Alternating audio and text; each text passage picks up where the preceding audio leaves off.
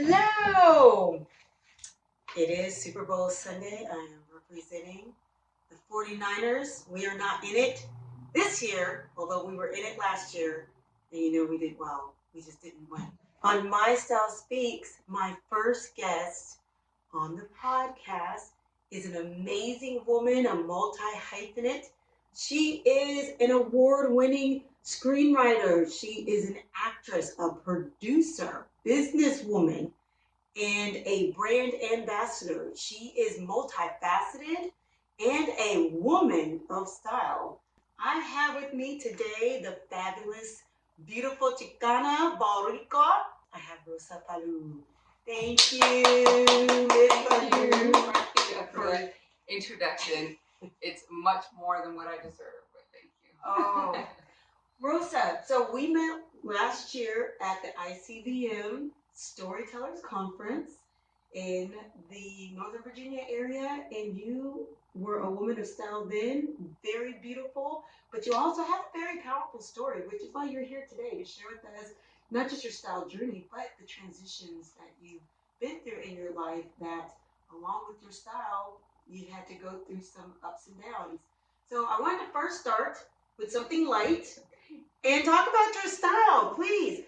Please give us just what exactly is your style and how did you come to have the style you have today?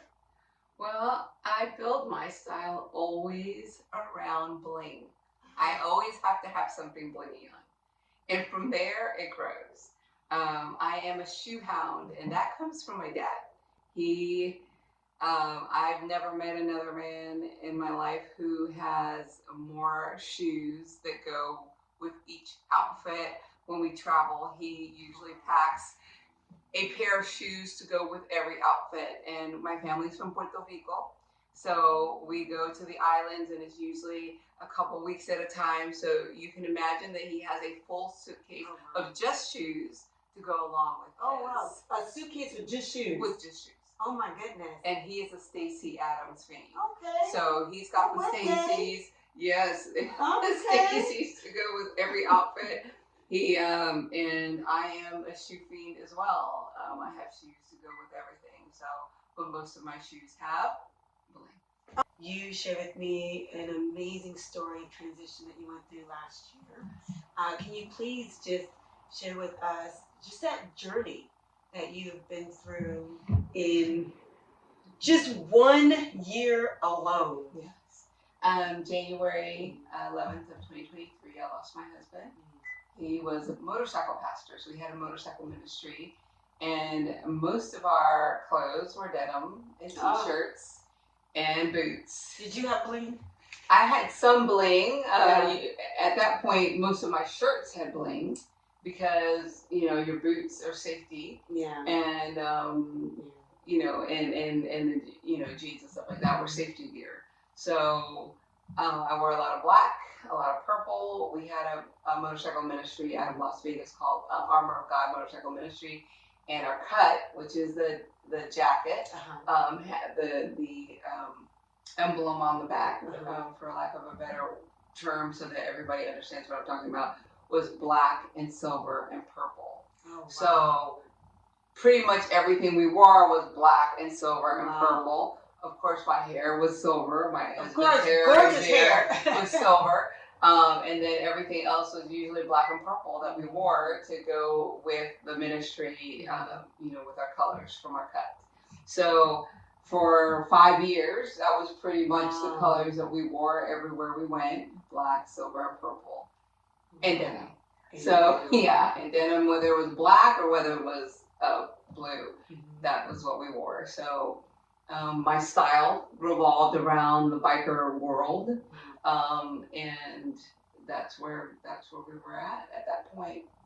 So after losing Billy, his name was Billy Big Daddy Sauceda. Oh, yeah, Billy Big Daddy Sauceda is what they called him in the motorcycle world. There were about 32 clubs. Oh wow! In Las Vegas that he ministered to. We were at every wedding, every funeral, every hospital, in service to the community. So after he passed, those colors, I retired those colors with him. Oh, wow. Did you have a ceremony to retire the, or? He had his last ride in Las Vegas. Oh, wow. Oh, thank you. It's a 2-minute video. So I'll send you that so that you can see what happens when somebody transitions, especially when they honor him. Oh, wow. So I started trying to find what I was going to wear, and I wore mostly black for a very long time. A lot of months I wore just black, kind of like in mourning and grief and all of that. Mm-hmm. But I've always liked black, so it was still my color. Right. What happened, the transition outside of him transitioning and me transitioning into widowhood for the second time was that all of a sudden in September, I started having massive amounts of weight loss. They thought that I had cancer, bone marrow cancer. My blood work showed that I had some kind of markers, and the hematologist thought that I either had bone marrow cancer or leukemia. Oh, wow. I lost over 70 pounds in just a couple of months. And so my clothes didn't fit. Right. So then I had to start looking at what was I gonna wear. Yeah. So when you met me in October, I had lost at that point about 50 pounds. Wow. And I had to buy all new clothes. So buying new clothes is not easy. Especially when you don't know what you look like and you don't know what your body is doing and you don't know where your weight has shifted from. So it was more of trial and error of what am I going to wear. So you met me in October, about a month and a half into like because it was like from August to October that I had lost that big amount of weight. Wow. And so I was looking for things that were affordable. Because it wasn't like I had money to just go out and buy stuff. Right. My shoes were too big because when you lose massive amounts of weight quickly, your feet lose weight, which I didn't realize that would happen. Right. So I was trying to keep as many pairs of shoes as I could because I had a lot of shoes, like I told you I was a yes. So I was putting things, non-slips and things to take up space in the shoes so that I could still wear the shoes until I figured out what was happening and until we figured out if this weight loss was going to slow down, which it didn't for a while.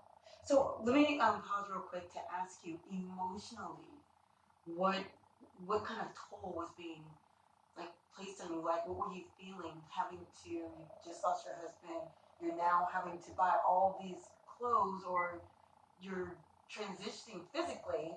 So what was that like emotionally for you? Because I like glamour, I was like, I can't look like on the outside what I'm going through on the inside. Yes. So my road name, and I didn't tell you, my road name was Little Mama. Mama. So it was Big Daddy and Little Mama. However, I was not a little mama. I had weight to me. Yeah. And I had struggled with weight for many years. Okay. So now I'm shredding and I'm shrinking. And I don't know what, I'm like, okay, but because I work in the industry and I had things that I had to be at, I had conferences that I was speaking at with Oscar winners, and I had conferences that I was with legends in the animation industry. I had to find clothes to wear to be at these red carpet events, and I was like, whew, I do not have the money for all this. So I found a seamstress. I had a seamstress in Texas before I moved to Colorado, and I had to find a seamstress in Colorado where I had to take the clothes that I had in to see what I could salvage. That's amazing. So what can I salvage of these formal gowns and this attire for black tie events and stuff? Yeah. What can I salvage out of this? That's a pivot. It was a huge pivot. And thank the Lord that both of the seamstresses that I had between Texas and Colorado were very, very, very skilled in being able to recreate and repurpose some of my clothes. Oh, wow. Because I just wouldn't have been able to afford it. go for Oh, it, man. right? Yeah. And those were things that were my style. And those were things that Billy had seen that he liked. And I wanted to wear some of the things that I knew that he liked. Yeah. Because he liked me to look like a princess when I could. Yeah. Because in the biker world, I really couldn't. Right. You were in that. denim. Yes, I was in denim. And I did have some denim formals. Like, I have some denim formals that I have. But I wanted to use whatever I could that he had seen. Yeah. And I haven't worn yet. Because you can't really repeat a lot of stuff. Right. So that's what I did. And I, and if it didn't have bling on it, I had the bling shoes and the bling purse and the bling makeup and the bling spray across my body and the bling, the glitter, the silver glitter in my hair so that my hair would bling. Something always had a bling.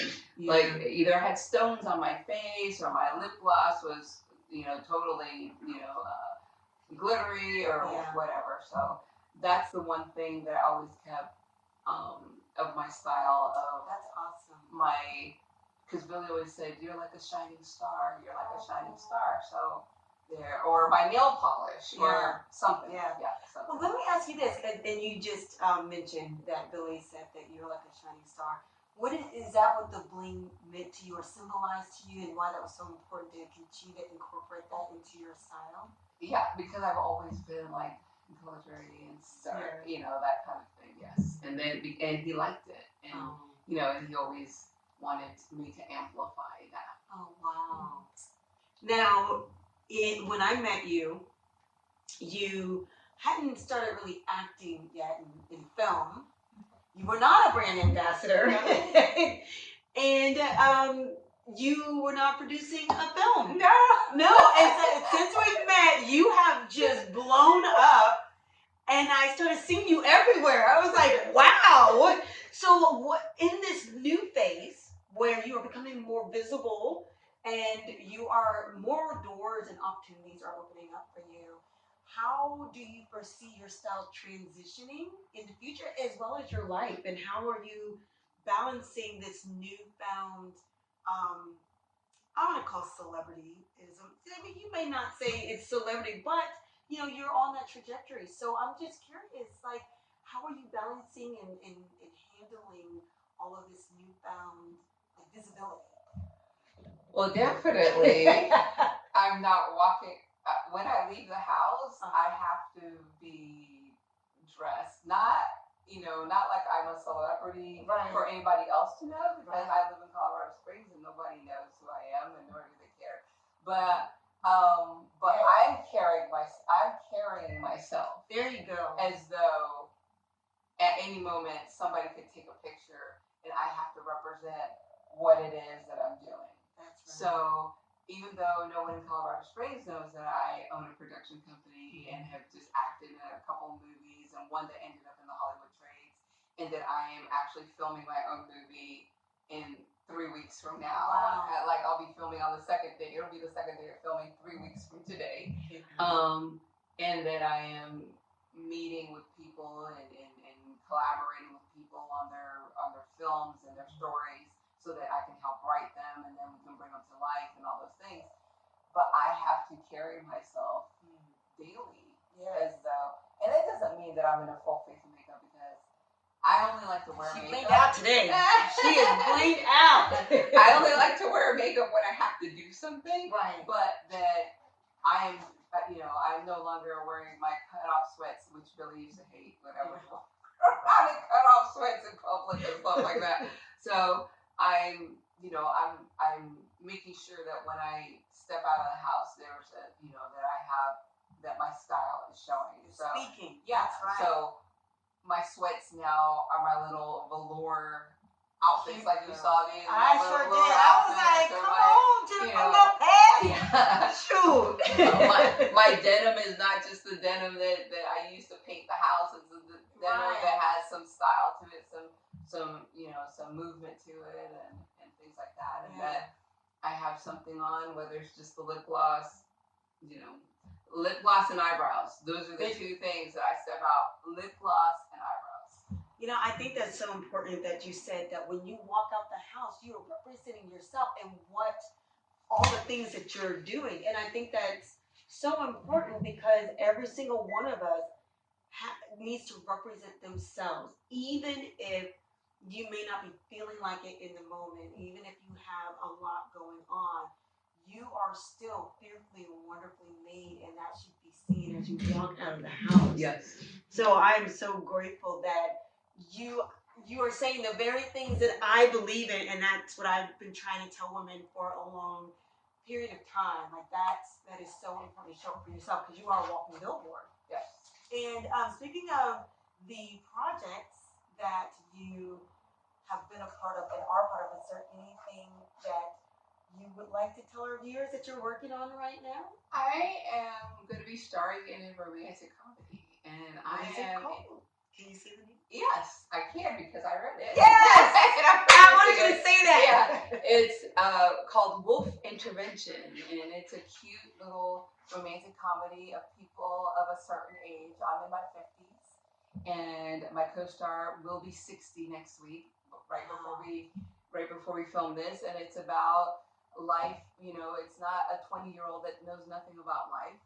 Some of them do know something, but as we know, the older we are, the more that we gain, the more set in our ways that we get, and the more information that we have, and the more life skills that we have.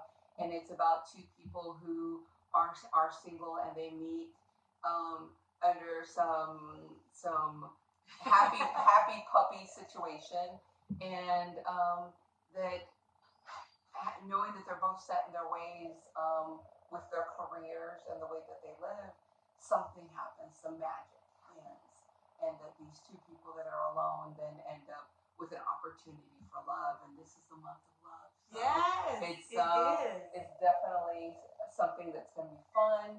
It's not, it's not Hallmark's normal same three actresses. It's people who look like us, yes, and people with gray hair, and people that have been through some things, and have to adjust to each other in order to be together. So, yes.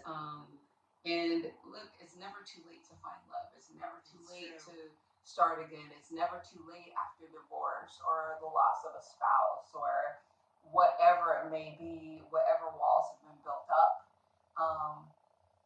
Love can come at any time when we have prepared ourselves and prepared and opened our hearts and our minds to possibilities. And as long as we are willing to learn, and as long as we are willing to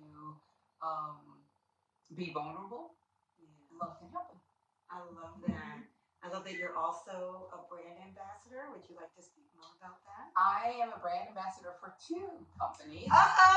Yes, you knew about one. I knew about one. I haven't done my photo shoot for the second company, but the first company, it's called Just Strong, and it's a women's workout athletic gear company. And I never thought in a million years that they would select me because, first of all, I don't work out. And I don't like to work out. You're not supposed to tell people that. You're supposed to fake it to you. They know it. I told them I don't work out. However, I love the fact that their slogan and their motto and their blog is just strong. I'm not strong just because I'm a woman. I'm just strong. I'm not strong because I'm an athlete. I'm not strong because I survived things. I'm just strong. So they're out of England, in the UK. Oh, wow. And I love their, my photo shoot had me in a workout, like a workout bra and shorts and stuff. And I'm like, this is what you get because I don't work out. But I'm just strong because I've survived some things. I've moved some things. I've pushed forward through some things. So that's the first one. And the other one is love. It's called Love. And it's about loving humanity and loving the things that have been created by God. And so it's out of California. And Roy Bolanos is the representative of that. He's an artist. And basically he's taken his artwork and made prints to clothing. Oh, so wow. Yeah, so my photo shoot will be and probably right after I get back from the shoot to do that, so I can start posting that and really spreading the love. That's awesome. Now, real quick, your production company that you just started, please tell us the name of that so we can keep our eye open for any future projects that you have going on. Resilient Life Productions. I love that. And just like the rise of a phoenix out of the ashes, yes. that's what it represents. Resilient life of moving forward through those things in life that we go through, and making things beautiful out of things that bring you that are setbacks or bring you pain or anything like that, but making things beautiful because you only get one life. That's right. So we have to make the best out of it, regardless of the things that have happened. If we just sit in the ashes, nothing happens. Oh, nothing if changes. we just sit in the ashes, nothing happens. If we just sit in the ashes, that's powerful. Nothing happens. You have to move. Yeah, and it's all God. Yeah, it's all God. Oh, and it's trusting Him. And it doesn't mean that you don't get mad at Him and that you don't understand what He's doing and that you can't see what He's doing, but you trust in Him and be real with Him through the process. Yes. Because anybody can say, "Oh, it's all fine. God's got me." Yeah. When you're in that, when that fire is burning and burning down your house, and you're watching it happen, and you're like, "God, where are you? Yes. Where are you? What did?" And then the self blame. What did I do? Thinking that you did something to deserve all of this, but it rains on the just and the unjust. Yes. So it's things of life, and He will always bring us out stronger, and He will always bring us out.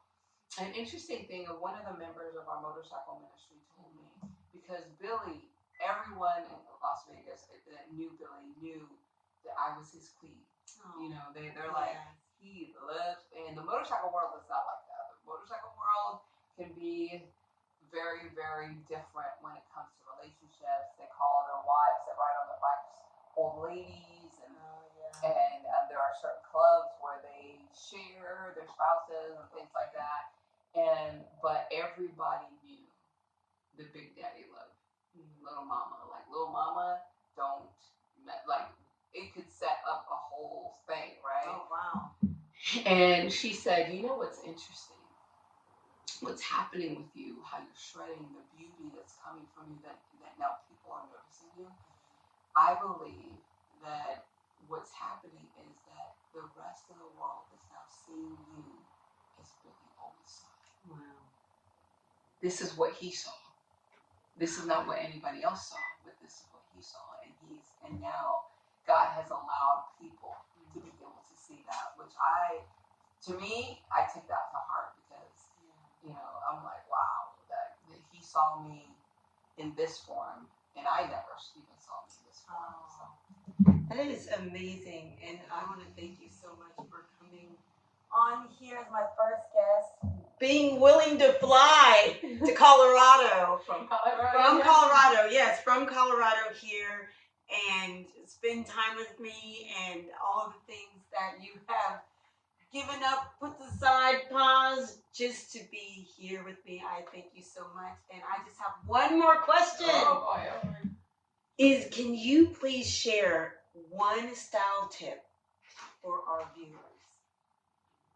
that they can use, Ms. Bling-a-ling-ling? Well, besides if you like playing, I think that be authentically you. Be authentically you. My style changes from day to day. I would have never wore pink. Let me tell you. And she's looking hot too, Mama. Come on. My mom put me in pink all my life while I was little. My name is Rosa. Rosa means rose. It also means pink. And because of my skin tone, she always thought that pink was my color. Could not stand pink at all. I understand. And could not stand roses and could not stand pink. Really? Not roses either. Because it was the easy. It was the easy. Yeah. And I was like, I'm a little more complicated. You are feisty. So I wore pink today. Do you know how happy my mama would be? Well, she will be when she sees a picture that I wore a pink dress. Yes. But I did this because it's Valentine's Day, the month of love. Yes. And to give the contrast of red and pink. Nice. And yes, and Galentine's. Yes. And Valentine's and all those things, and puppy tines and all those things. So I wore pink today. Don't be afraid of things that you don't know as far as your style. Try it. Try it on. See, you might feel great in it. Yeah. It might wake something up. So don't be afraid. Yeah, don't be afraid to try something new. So. Well, thank you. I want to again thank Rosa for coming on this podcast, and I also please you guys go follow her, Rosa underscore Falu on Instagram. Yep. They can also find you on Facebook.